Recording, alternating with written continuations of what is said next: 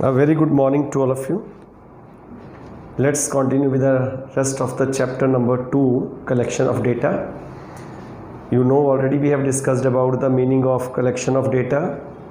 We know about the primary data, secondary data, primary source of data, secondary source of data, and what are the various sources of collecting the primary data. We discussed all these in detail.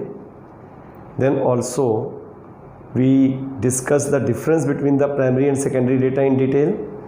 Today we are going to start with the secondary data and its sources, and one topic, that is what are the essentials of a good questionnaire.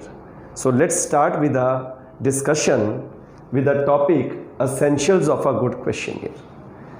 You all know we have studied in detail about the meaning of a questionnaire, जिसको हिंदी में कहते हैं प्रश्नावली।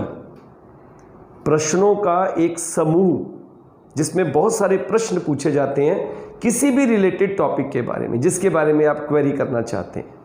आपने पढ़ा था कि primary data को कलेक्ट करने का पहला सोर्स था डायरेक्ट पर्सनल इन्वेस्टिगेशन या डायरेक्ट पर्सनल इंटरव्यू, दूसरा था इनडायरेक्ट ओरल इन्वेस्टिगेशन, तीसरा था आपका क्वेश्चन इंफॉर्मेशन थ्रू कॉरस्पॉन्डेंट्स, और फोर्थ आपने पढ़ा था information through questionnaire and schedule या शेड्यूल भी बोलते हैं इसको।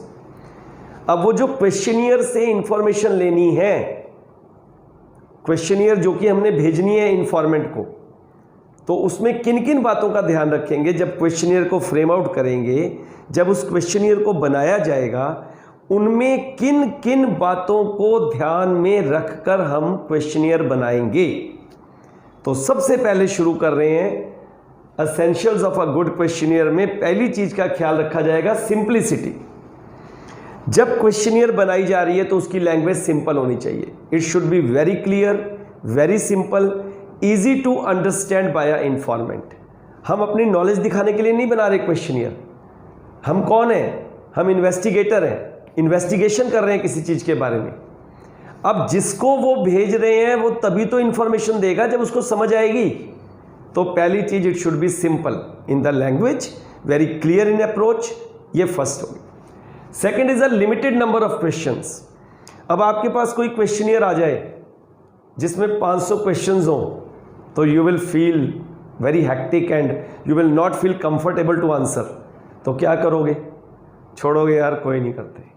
अब जिसमें सिर्फ 10 क्वेश्चंस हो और बिल्कुल एमसीक्यू हो, आपसे यस नो में ऑप्शन पूछी जाए, तो आप 2 मिनट में आंसर दे दोगे। तो बेटे इसमें भी यही चीज है कि क्वेश्चंस का नंबर थोड़ा होना चाहिए। No personal questions, why you like this, why don't you like this, इस तरह के पर्सनल क्वेश्चंस करोगे तो अगला आपसे नफरत करेगा, गुस्सा करेगा। वो कहेगा क्या यार इसने क्वेश्चनियर बनाया, मेरे से पर्सनल चीजें पूछ रहे हैं। वो आपकी क्वेश्चनियर को इग्नोर कर देगा, फेंक देगा साइड में, क्योंकि उसको आपके क्वेश्चंस अच्छे नहीं लगेंगे। तो कोई भी ऐसा क्वेश्चनियर में नहीं होना चाहिए जो पर्सनली उसको टच करे या हिट करे, तो वो आपका आंसर अच्छा देगा। Then is clear instructions. किस चीज की इंस्ट्रक्शन?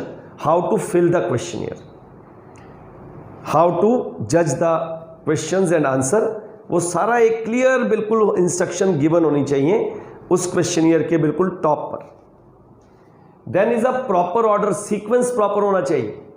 अब हमें आपकी एकेडमिक क्वालिफिकेशन या एकेडमिक अचीवमेंट के बारे में पूछना है, तो सीधी बात, your name and your qualifications, और उससे ज़्यादा है तो एड्रेस पूछ लो, अपना फ़ोन नंबर उसका पूछ लो।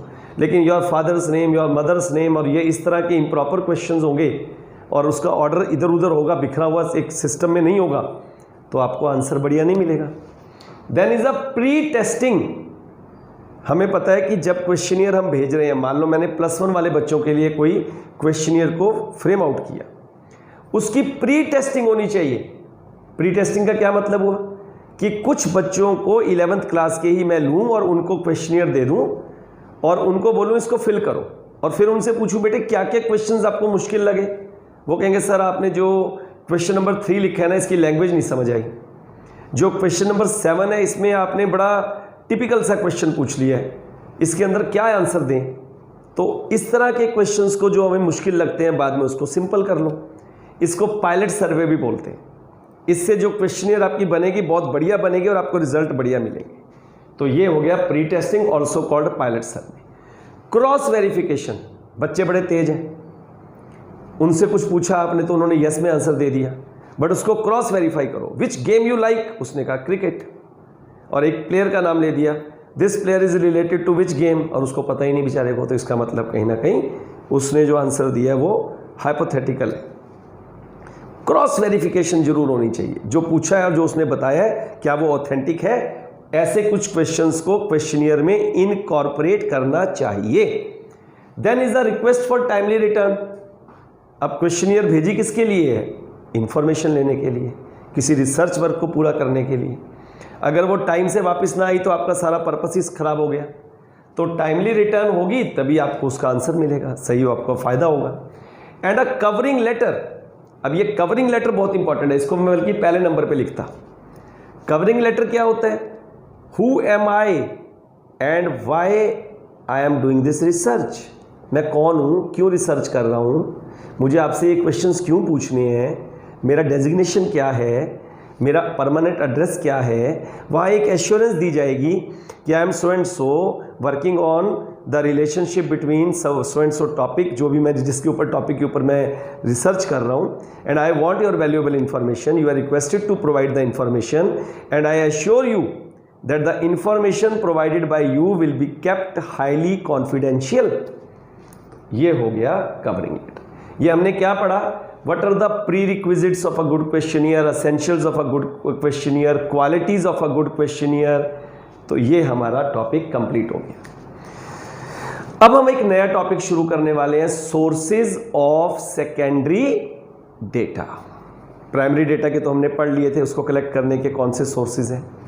सेकेंडरी डेटा को कलेक्ट करने के सोर्सेज को हम दो हिस्सों में डिवाइड करते हैं। You can see here, one is a published sources of secondary data, other is a unpublished sources of secondary data. पहले बात करते हैं पब्लिश्ड। पब्लिश्ड का मतलब जो प्रकाशित हो गए, जिनको हम देख सकते हैं, कहीं भी मार्केट में मिल जाएंगे, दे आर पब्लिश्ड फॉर्म, तो इनको बोलते हैं पब्लिश्ड सोर्सेज। सेकेंडरी डेटा आपको पता है, the data which are collected by someone and used by someone else, these are called secondary data। तो अब यहां पर जो पब्लिश्ड सोर्सेज हैं, published sources of secondary data में सबसे पहले नंबर पे आता है government publications. Government time to time बहुत सारा डेटा पब्लिश करती है as a routine activity.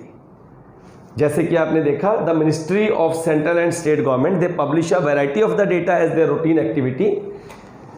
Annual survey of industries, RBI bulletin, labour gazette, ये कुछ ऐसे डेटा हैं जो हमें गवर्नमेंट से मिलते हैं, जिसको हम as a secondary data use कर सकते हैं। तो ये तो हो गया पहला, क्या हमने पढ़ा, दैट इज गवर्नमेंट पब्लिकेशंस। अब नंबर 2 पे आता है सेमी गवर्नमेंट पब्लिकेशंस, अर्ध सरकारी, जैसे कि मेट्रोपॉलिटन कॉरपोरेशंस हैं, म्यूनिसिपल कॉरपोरेशंस हैं आपकी, ठीक है। ये सब जो सेमी गवर्नमेंट बॉडीज़ हैं, ये हेल्थ से related, birth rate, death rate, इसके ऊपर time to time data publish करती हैं एज अ रूटीन एक्टिविटी। इसको भी हम यूज़ कर सकते हैं एज अ सेकेंडरी डेटा। तो पहला हो गया गवर्नमेंट पब्लिकेशंस, दूसरा हो गया सेमी गवर्नमेंट पब्लिकेशंस। हम पढ़ के रहे हैं, फिर मैं बता रहा हूँ। सोर्सेज ऑफ सेकेंडरी डेटा का पहला part published sources of secondary data, 2 पढ़ चुके हैं। थर्ड पे आ गए reports of committees and commissions. Time to time government commissions को अपॉइंट करती है, कमिटीज को अपॉइंट करती है। प्लानिंग कमीशन, जिसको अब नीति आयोग बोलते हैं, फाइनेंस कमीशन, बैंकिंग कमीशन। जब सरकार चाहती है कि कुछ सुधार हो तो वो कमीशंस अपॉइंट करती है। उन कमीशंस को ये जिम्मा दिया जाता है कि वो उससे रिलेटेड सारे फैक्ट्स को कलेक्ट करें, वो सारा डेटा बताएं, जिसके बेस पर गवर्नमेंट अपने कोई निर्णय, कोई अपने डिसीजन ले सके। और वो सारा हमारे लिए क्या बन जाता है, एज अ सेकेंडरी डेटा। देखो आपने लिखा है इसमें, यही है।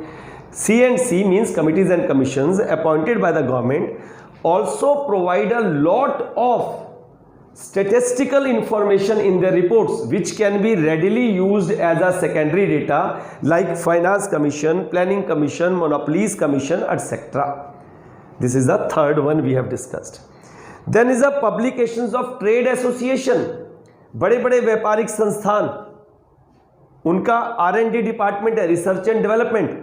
आपने टीवी पे ऐड देखी होगी घड़ी डिटर्जेंट की, आजकल बहुत बार आती है। अमिताभ बच्चन की ऐड आती है, मेरे पास भी घड़ी है। वो क्या है, उसमें एक लैब दिखा रखी है, उसमें वो रिसर्च चल रही है, अमिताभ जी वहाँ जा रहे हैं। तो ये क्या दिखा रखा है कि हम अपने चीज़ को बेहतर बनाने के लिए निरंतर उस पर रिसर्च कर रहे हैं, निरंतर हम उसके अंदर क्वालिटी लेकर आ रहे हैं। तो अब ये ऐड क्या शो कर रही है कि हर एक जो ट्रेड एसोसिएशन है, बड़े बड़े व्यापारिक संस्थान हैं, उनकी एक रिसर्च एंड डेवलपमेंट पूरे के पूरा R&D डिपार्टमेंट है और वो टाइम टू टाइम अपनी रिपोर्ट पब्लिश करते हैं, उससे रिलेटेड नई इंफॉर्मेशन पब्लिश करते हैं जिसको कि हम as a secondary data use कर सकते हैं। यहाँ पर एग्जांपल दिया है SMA, sugar mills association. It provide a variety of the aspects of the sugar mills in India. कितनी शुगर मिल्स हैं, कितनी प्रोडक्शन शुगर की हो रही है, किस क्वालिटी की शुगर प्रोड्यूस हो रही है, क्योंकि शुगर भी एक जैसी नहीं बेटे, उसके अंदर भी बहुत सारी क्वालिटी, बहुत सारे उसके अंदर भी ग्रेडिंग है। तो ये सारी हमें इंफॉर्मेशन मिल जाती है from the trade association. Next हमारे पास है publication of the research institutions. ऐसे यूनिवर्सिटीज हैं, ऐसे रिसर्च इंस्टीट्यूशंस हैं, जैसे कि एग्जांपल देते हैं Indian statistical institute, national council of applied economic research NCAER, ये कुछ ऐसे इंस्टीट्यूशन है, NBAGR, NDRI, ये टाइम टू टाइम रिसर्च कर रहे हैं, टाइम टू टाइम रिसर्च कर रहे हैं। आपके करनाल में हैं दोनों, NBAGR भी करनाल में है, NDRI भी आपका करनाल में है। ये क्या कर रहे हैं, रिसर्च कर रहे हैं। किस चीज़ पे रिसर्च कर रहे हैं, कैसे अपने प्रोडक्ट को बेहतर बनाया जाए, कैसे नई नई चीज़ों को लाया जाए। तो वो रिसर्च क्या है, सेकेंडरी डेटा, जिसको हम कभी भी as a secondary data use कर सकते हैं। तो ये हमारा पब्लिश्ड सोर्स है सेकेंडरी डेटा का। Then is journals and papers. बहुत सारे न्यूज़पेपर्स हैं, बहुत सारी मैगजीन्स हैं, जर्नल्स हैं, जिनमें आप देखते हो कि डेटा पूरे का पूरा इकोनॉमिक टाइम्स अगर हम देखें, जैसे हमारा न्यूज़पेपर इकोनॉमिक टाइम्स, सारा डिटेल उसमें हमारे इकोनॉमिक्स से रिलेटेड, बिजनेस से रिलेटेड डेटा है। शेयर मार्केट में क्या चल रहा है, सेंसेक्स में क्या आ गया, निफ्टी में क्या चेंजेस आए। इसी तरह से आप देखते हो कि अभी क्या ट्रेंड चल रहा है, गवर्नमेंट का क्या चल रहा है, गवर्नमेंट की कौन सी नई पॉलिसीज चल रही हैं, इकोनॉमिक ग्रोथ, GDP कंट्री का, पॉपुलेशन, पॉवर्टी, अनएम्प्लॉयमेंट, सब डेटा उसमें मिलेगा। तो ये सब क्या है, this can be used as a published source of the secondary data. तो यही देखो उसने कहा है कि many newspapers such as the Economic Times, Commerce is a magazine, Facts for You is a magazine, so they all it contain the data which can be used as a secondary data. Then you see the next point is the publication of the research scholars. जो MPhil कर रहे हैं, जो PhD कर रहे हैं, उनको research scholars बोलते हैं। उनको एक थीसिस अपना जमा करवाना पड़ता है जिसको रिसर्च वर्क बोलते हैं। अब कुछ ऐसे रिसर्चर्स हैं जो बड़े लेवल पर बहुत बढ़िया रिसर्च करते हैं, तो वो अपनी उस रिसर्च को पब्लिश करवा सकते हैं लोगों के बेनिफिट के लिए, और उसको हम एज अ सेकेंडरी डेटा का सोर्स ले लेते हैं, publish source of the secondary data. और लास्ट पॉइंट हमारे पास आ गया पब्लिकेशन, इंटरनेशनल ऑर्गेनाइजेशंस, अंतर्राष्ट्रीय संस्थाएं। कुछ नाम यहाँ लिखे हैं। WHO, आपको पता है आजकल कोरोना चल रहा है, WHO time to time warning दे रहा है कि भैया संभल जाओ। आज भी जब मैं आपके लिए वीडियो बना रहा हूँ, हमारे प्राइम मिनिस्टर जी ने कहा कि अनलॉक फेज़ 2 शुरू हो चुका है, लेकिन अभी कुछ लोग बिल्कुल मास्क पहनना छोड़ चुके हैं और गैदरिंग जो है, सोशल डिस्टेंसिंग का ख्याल नहीं रखा जा रहा। तो अल्टीमेटली कहीं ना कहीं नुकसान किसका होने वाला है, हमें होने वाला है। अपनी इम्यूनिटी को बूस्ट करने के लिए कुछ प्राणायाम करें, अपने आप को सोशल डिस्टेंसिंग में मेंटेन रखें, हो सके तो घर पे रहें। जैसे कि अभी आप देख ही रहे हो, जुलाई तक स्कूल आपके बंद है, तो इसके पीछे रीज़न क्या है, सोशल डिस्टेंसिंग। तो उसको अगर हम नॉर्म्स में चलेंगे तो बचे रहेंगे और इंडिया में जल्दी से ये बीमारी भाग जाएगी। और सबसे बड़ी तो कहूँगा बेटे, ईश्वर से प्रार्थना करो, क्योंकि परमात्मा से की हुई प्रार्थना कभी निष्फल नहीं जाती। चलिए मैं टॉपिक पे आता हूँ। बात कर रहे हैं इंटरनेशनल ऑर्गेनाइजेशन, WHO की हमने बात की, World Health Organization, International Monetary Fund, International Labour Organization ILO, World Bank, ये जितनी बड़ी बड़ी संस्थाएं हैं टाइम टू टाइम ये हमें बहुत सारा डेटा प्रोवाइड करती हैं जिसे हम as a secondary data use कर सकते हैं। तो ये हमने पढ़ लिया पब्लिश्ड सोर्सेस। अब बात कर रहे हैं अनपब्लिश्ड। अनपब्लिश्ड का मतलब जो कहीं पब्लिश नहीं है, उस डिपार्टमेंट में जाओगे तो मिल जाएगा। जैसे आपके स्कूल का डेटा है, कितने स्टूडेंट्स हैं, किस क्लास में कितने हैं, वो ऑफिस में जाओ मिल जाएगा आपको। किसी का एड्रेस आपने लेना है पर्सनली, अगर आप कुछ इन्फॉर्मेशन चाहते हो तो you can go and take it from the school office. No doubt school office will take care that whether the information will be misuse, then it will not share with you. So वो तो उनको मालूम है, they know the genuine cause that क्यों आप information लेने आए हो। जैसे बड़े बड़े इंस्टीट्यूट ऐसे ही करते हैं, वो आपकी इन्फॉर्मेशन ले जाते हैं, आपके घर लेटर पोस्ट कर देते हैं। जैसे आपने +2 की, आपको लेटर आ जाता है, आप हमारा ये कोर्स ज्वाइन करो, यहाँ पर ये फैसिलिटी आपको देंगे, ये आपका एंट्रेंस टेस्ट होगा, इसको क्लियर करोगे, ये क्रैक करके 50% फी कंसेशन हो जाएगा। तो ये सारा कुछ। So the data collected by the government organisations and others generally for their own use and office record and are not published anywhere, they are called unpublished sources. And these numerical information can also be used as a secondary data. तो ये हमने पढ़ लिया secondary data के sources, published कौन कौन से और unpublished क्या है। इसके साथ ही हम अगला शुरू करेंगे, अगले जो कुछ टॉपिक इसके रह गए। और एक ही रिक्वेस्ट करूँगा, जितना करवा रहा हूँ रोज़ साथ करते रहो, साथ रिवाइज करो, नोट्स बनाते जाओ, बुक की हेल्प ले लो, जो मैंने आपको सारा करवाया बुक में भी मिल जाएगा, बट उसके साथ जो लेक्चर है उसको ध्यान से सुनो। हाँ, एक रिक्वेस्ट और, वीडियो को लाइक भी करो, शेयर भी करो और अपने कमेंट्स भी करो।